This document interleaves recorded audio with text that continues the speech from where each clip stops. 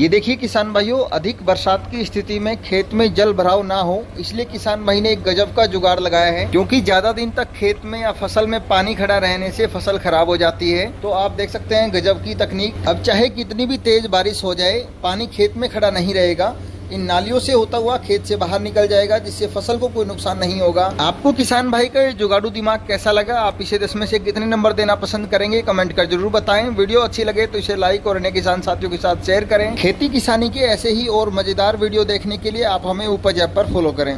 Thank you.